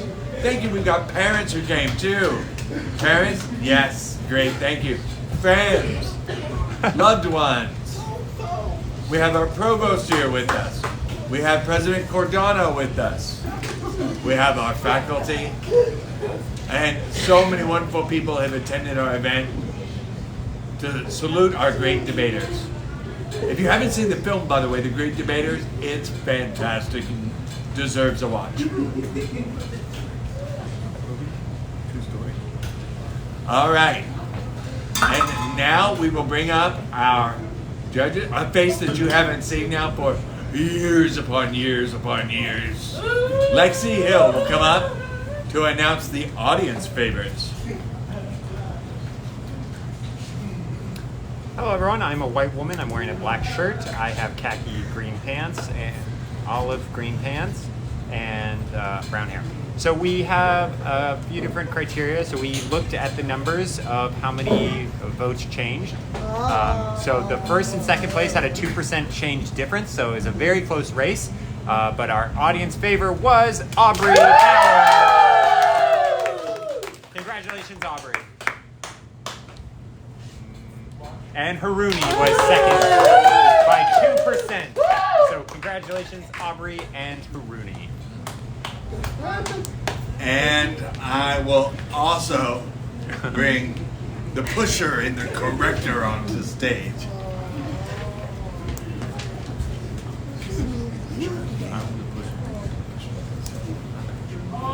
First of all, Haruni, Ella, Nicole, Evan, Audrey, Levi, and Brent. This was my first time judging it, and I very much enjoyed myself, so I really appreciate this opportunity. Thank you so much. Likewise, this was a wonderful job done by all the debaters. Y'all take care of those tears at home. Y'all grew that thick skin.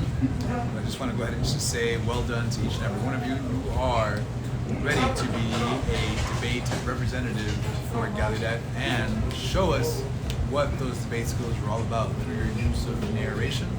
Do I need to go ahead and maybe share some more feedback? Good on that? No? All right, I need to precipitate some more. Third place. Oh, yes. All right, in third place.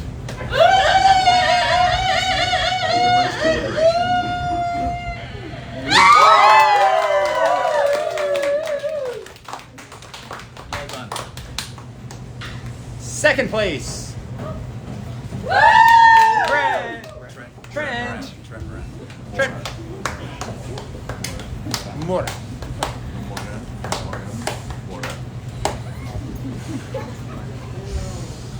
And first place, we have... Hang on, this is a bit of a long name. Just make sure I get this right.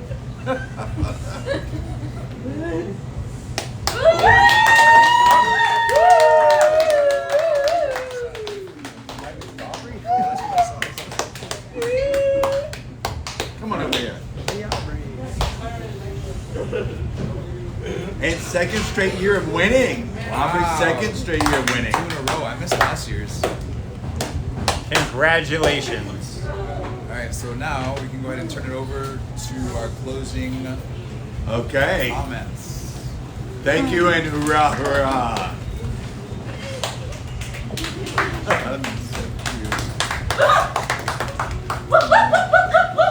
And with that, debaters, all rise. All rise, come on. All rise and take a bow. Take a bow to your wonderful audience here. My humbleness regards your greatness. Thank you.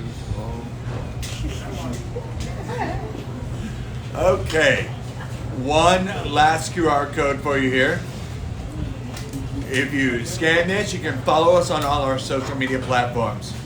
You can get a heads up on our upcoming events, our funny videos, so forth and so on, etc., ad infinitum.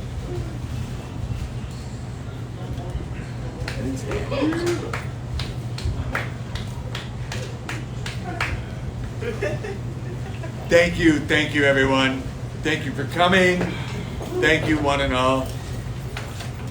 And hey, debaters, don't leave. We need a group picture.